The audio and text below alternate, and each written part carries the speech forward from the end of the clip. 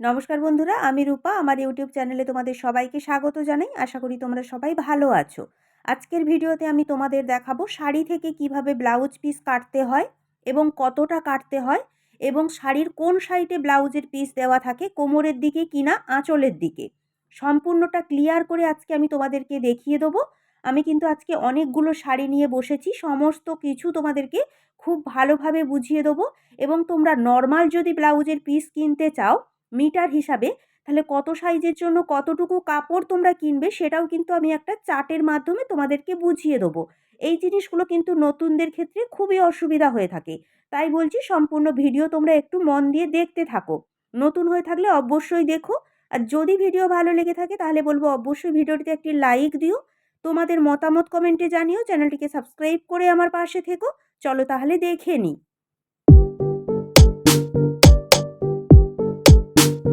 চলো তাহলে এই শাড়িটাই প্রথমে তোমাদেরকে খুলে দেখিয়ে দেবো যে ব্লাউজ পিস কেমনভাবে দেওয়া রয়েছে।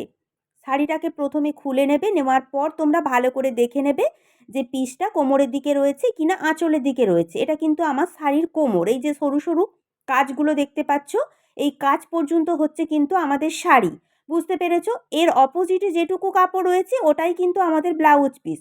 যেহেতু আমাদের কাজ রয়েছে, কাজের পরেই যেটুকু কাপড় রয়েছে, তাই আমরা বুঝে নেবো যে এটা ব্লাউজ পিস। আর যদি কাজ না থাকতো তাহলে কিন্তু হাত মেপে তোমাদেরকে ব্লাউজ পিস কাটিং করে নিতে হতো। বোঝা গেল? এরপর দেখো সাইডে কিন্তু চওড়াতে এখানে আমাদের পাড় রয়েছে। এই পাড়টা কিন্তু আমরা হাতাতে ব্যবহার করব।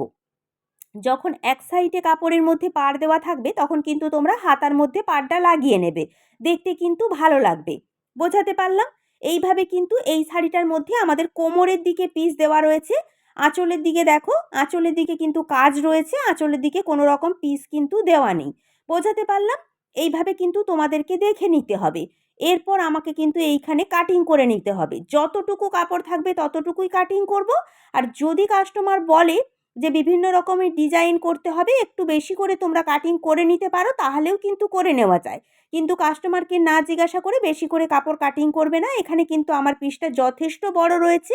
এই পিসের মধ্যেই কিন্তু আমার ব্লাউজ এবং ডিজাইন অনায়াসে কিন্তু হয়ে যাবে। বোঝাতে পারলাম? এরপর দেখো এই শাড়িটা তোমাদের খুলে দেখিয়ে দেবো। এটা কিন্তু একটা বেনারসি, তোমরা দেখলেই বুঝতে পারবে। খুব সুন্দর কিন্তু দেখতে শাড়িটা। শাড়িটা প্রথমে কিন্তু খুলে নেবো, খুলে নেওয়ার পর দেখে নেবো কোমরের দিকে পিস রয়েছে নাকি আঁচলের দিকে। দেখো এটা কিন্তু আমাদের শাড়ির কোমর, কোমরের দিকে কিন্তু কোনো রকম পিস এখানে দেওয়া নেই। তাহলে আমরা চলে যাব আঁচলের দিকে। তোমরা একটু ভালো করে লক্ষ্য করে দেখবে, যে কোনো এক সাইডে কিন্তু পিস দেওয়া থাকে। এটা দেখো, দেখলেই বুঝতে পারবে এটা কিন্তু আমাদের শাড়ির আঁচল। আর আঁচলের পরই দেখো আমাদের কিন্তু ব্লাউজ পিস এখানে দেওয়া রয়েছে। বুঝতে পেরেছো? এইভাবেই কিন্তু তোমাদেরকে মেপে দেখে নিতে হবে। আঁচলের কাছ থেকেই কিন্তু পিসটা কাটিং করে নেব। এখানেও দেখো চওড়াতে একটা আমাদের পাড় রয়েছে, এই পাড়টা কিন্তু আমরা হাতাতে ব্যবহার করব। এইভাবেই কিন্তু আমাদেরকে দেখে ব্লাউজ পিস কাটিং করে নিতে হবে। তাহলে বোঝা গেল আঁচলের পর থেকে যতটুকু কাপড় বেশি থাকবে ততটুকু কাপড়ই কিন্তু আমাদের ব্লাউজ পিস। ততটুকু কাপড়ই কিন্তু আমাদেরকে কাটিংটা করে নিতে হবে।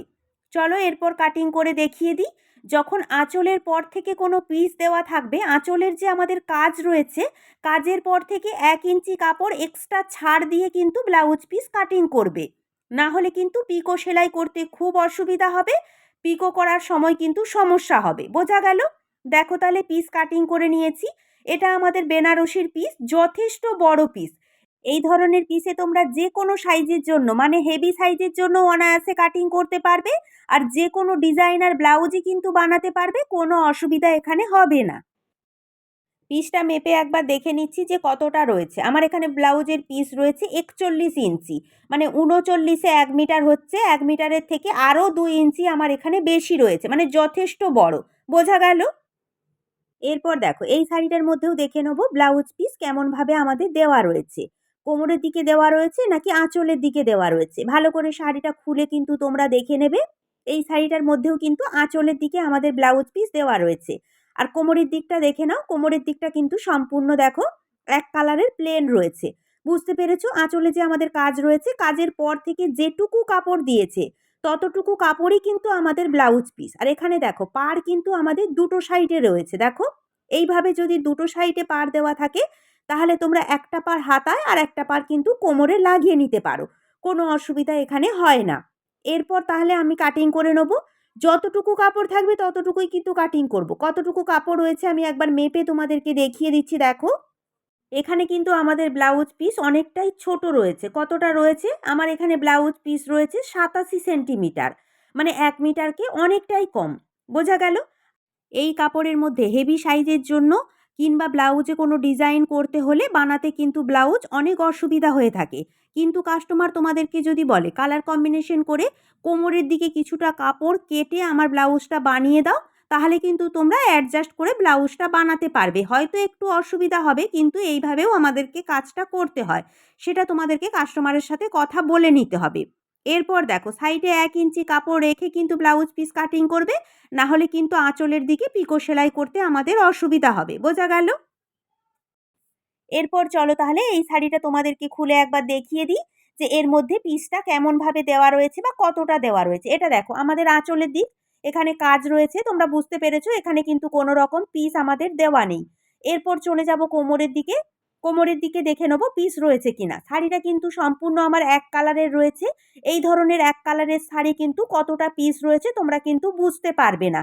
তোমাদেরকে যেটা করতে হবে, হাত মাপতে হবে। প্রথমে কিন্তু আমাদেরকে 12 হাত শাড়ি মেপে দেখে নিতে হবে। আঁচলের দিক থেকে মাপা শুরু করবে, আর আঁচলের দেখো একেবারে কাপড়ের ধার থেকে তোমরা মাপা শুরু করবে। আর কিভাবে মাপবে দেখো, হাতের যে কনুই রয়েছে কনুই এইভাবে বসাবে, আর হাতের যে আঙুল সব থেকে বড় আঙুলের যে শেষ প্রান্ত, এই শেষ প্রান্ত পর্যন্ত কাপড় ধরেই কিন্তু তোমাদেরকে হাত মাপতে হবে। এইভাবেই কিন্তু আমাদের হাতটা মাপতে হয়। এখানে আমি একা একা মেপে দেখাচ্ছি, তোমরা চাইলে কাউকে কাপড় ধরিয়েও মাপতে পারো, তাহলে তোমাদের সুবিধা হবে। বোঝা গেল? দেখো তাহলে এই পর্যন্ত তাহলে আমার 12 হাত হয়েছে। 12 হাত শাড়ির পর যতটুকু কাপড় আমাদের থাকবে ততটুকু কাপড়ই কিন্তু আমাদের ব্লাউজ পিস। সেটা বড়ও হতে পারে আবার ছোটও হতে পারে। এইভাবেই কিন্তু হাত মেপে আমাদেরকে পিসটা বের করতে হয়। এখানে চলো আমি তোমাদেরকে মেপে দেখিয়ে দিচ্ছি আমার পিসটা কতটা রয়েছে। আমার এখানে পিসটা কিন্তু অনেকটাই ছোট রয়েছে। আমার পিস রয়েছে 82 সেন্টিমিটার। বোঝা গেল? এইভাবেও কিন্তু হাত মেপে তোমরা ব্লাউজের পিস বের করে নিতে পারো। এরপর তোমাদের বলি, তোমাদের যদি হাত মেপে এইভাবে পিস বের করতে অসুবিধা হয় তাহলে তোমরা ফিতে দিয়েও মাপটা নিয়ে নিতে পারো। ফিতে দিয়ে তোমরা মাপ নেবে কত? 5.5 মিটার। 5.5 মিটার সমান হচ্ছে 12 হাত। বোঝা গেল? 5.5 মিটার পর্যন্ত তোমরা মেপে নেবে। নেওয়ার পর যতটুকু কাপড় থাকবে ততটুকুই কিন্তু আমাদের ব্লাউজ পিস। এইভাবেও কিন্তু তোমরা বের করে নিতে পারো, কোনো অসুবিধা হবে না। এরপর চলো আমি কাটিং করে নেব। দেখো তাহলে ব্লাউজ পিস আমি এখানে কাটিং করে নিয়েছি, তোমরা কিন্তু এইভাবে কাটিংটা করে নেবে। এরপর চলো এই শাড়িটার মধ্যেও দেখিয়ে দেবো যে কিভাবে পিস দেওয়া রয়েছে বা কোথায় পিস দেওয়া রয়েছে। প্রথমেই তোমরা আঁচলের দিকে দেখো, আঁচলের দিকে কিন্তু আমার ঝুরি ঝুরি দেওয়া, দেখো এখানে কিন্তু একটা কাজ রয়েছে। এই কাজটা রয়েছে মানে আমার আঁচলের দিকে কিন্তু কোনো রকম পিস এখানে দেওয়া নেই। এরপর তাহলে আমরা দেখে নেবো কোমরের দিকে রয়েছে কিনা। প্রথমেই শাড়িটাকে ভালো করে খুলে নেবো, নেওয়ার পর কোমরের দিকে দেখে নেবো যে এখানে আমার পিস রয়েছে কিনা। দেখো তাহলে তোমরা দেখলেই বুঝতে পারবে আলাদা কালারের একটা কিন্তু কাপড় এখানে দেওয়া রয়েছে, মানে এটা হলো আমাদের ব্লাউজ পিস। অরেঞ্জ কালার পর্যন্ত আমাদের শাড়ি, আর সবুজ যে কালার, পাড়ের কালার আর আঁচলের কালার কম্বিনেশনের মধ্যেই কিন্তু আমাদের ব্লাউজ পিসটা দিয়েছে। বুঝতে পেরেছো? এইভাবে কিন্তু আনকমন ব্লাউজ পিস আঁচলের কালার আর পাড়ের কালার মিশিয়েই কিন্তু অনেক শাড়িতে দেওয়া থাকে। এই ধরনের যদি আলাদাভাবে পিস দেওয়া থাকে তাহলে কিন্তু তোমরা চোখ বন্ধ করে অনায়াসে ব্লাউজ পিস কাটিং করে নিতে পারবে। আর যতটুকু কাপড়ই থাকুক না কেন ততটুকুই কিন্তু আমাদের ব্লাউজ পিস। বোঝা গেল? এইভাবে যখন আলাদা কালারের ব্লাউজ পিস দেওয়া থাকবে তখন কিন্তু চোখ বন্ধ করে তোমরা কাটিং করে নিতে পারবে, নতুনদেরও কোনো অসুবিধা এখানে হবে না।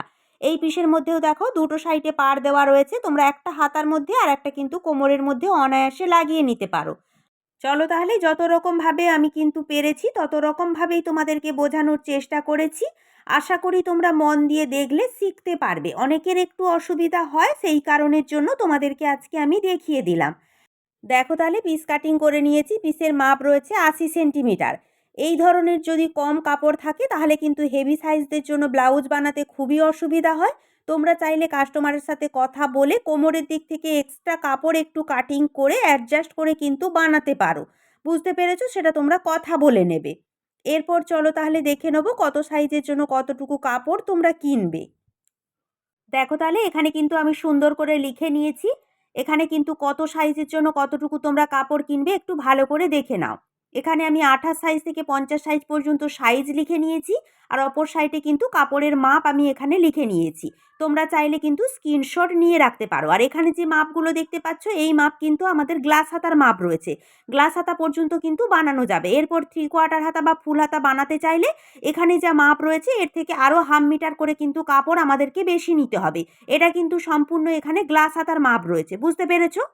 এরপর তোমরা যদি মনে করো যে ঘটি হাতা কিংবা পপ হাতা বানাবে, তাহলে এখানে যে মাপগুলো রয়েছে এই মাপের কাপড় যদি বড় বহরের কাপড় তোমরা কেনো, মানে 40-এর ওপরের বহরকে বলা হচ্ছে বড় বহর, আর 40-এর নিচের বহরকে বলা হচ্ছে ছোট বহর। 40-এর ওপরে তোমাদের 40, 42, 45, 44 বহরের কাপড় কিনলে এই যে মাপ লেখা আছে এই মাপের মধ্যেই তোমাদের কিন্তু পপ হাতা আর ঘটি হাতা চলে আসবে, কোনো অসুবিধা হবে না। কিন্তু বহর কম হলে এর থেকে আরও 1/2 মিটার বেশি নিয়ে নেবে, বোঝা গেল? এরপর দেখো 28 সাইজের জন্য কাপড় নিতে হবে 70 সেন্টিমিটার, 30 সাইজের জন্য 75 সেন্টিমিটার, 32 সাইজের জন্য 80 সেন্টিমিটার, 34 সাইজের জন্য 90 সেন্টিমিটার, 36 সাইজের জন্য 95 সেন্টিমিটার কিংবা 1 মিটার, 38 সাইজের জন্য তোমাদের 1 মিটার, 40 সাইজের জন্য 1 মিটার, 42 সাইজের জন্য 1 মিটার, 44 সাইজের জন্য 1 মিটার 10 সেন্টিমিটার, 46 সাইজের জন্য 1 মিটার 25 সেন্টিমিটার, 48 সাইজের জন্য 1 মিটার 30 সেন্টিমিটার, 50 সাইজের জন্য 1 মিটার 50 সেন্টিমিটার, মানে হচ্ছে 1.5 মিটার। বোঝা গেল? এই মাপগুলো কিন্তু আমাদের গ্লাস হাতার মাপ, এটা কিন্তু তোমাদেরকে মাথায় রাখতে হবে। 3/4 বা ফুল হাতা বানাতে গেলে এর থেকে আরও তোমাদেরকে 1/2 মিটার করে কিন্তু বেশি কিনতে হবে, তাও যদি হয় বড় বহরের কাপড় সবসময় তোমাদেরকে কিন্তু নিতে হবে, ছোট বহরের কাপড় নিলে কিন্তু এখানে হবে না। বোঝা গেল? যতটা পেরেছি তোমাদেরকে সহজভাবে বোঝানোর চেষ্টা করেছি, আশা করি তোমরা মন দিয়ে দেখলে কিন্তু শিখতে পারবে। কাপড় কাটিং করতেও কোনো অসুবিধা হবে না এবং কাপড় কিনতেও কোনো অসুবিধা তোমাদের হবে না। তাও বুঝতে কিছু অসুবিধা হয়ে থাকলে অবশ্যই আমাকে কমেন্ট বক্সে জানিও, আমি তোমাদের উত্তর দিয়ে দেবো। চলো আজকের ভিডিও এই পর্যন্ত। ভিডিও ভালো লেগে থাকলে অবশ্যই একটা লাইক দিও, তোমাদের মতামত কমেন্টে জানিও, চ্যানেলটিকে সাবস্ক্রাইব করে আমার পাশে থেকো। তোমরা ভালো থেকো, নমস্কার।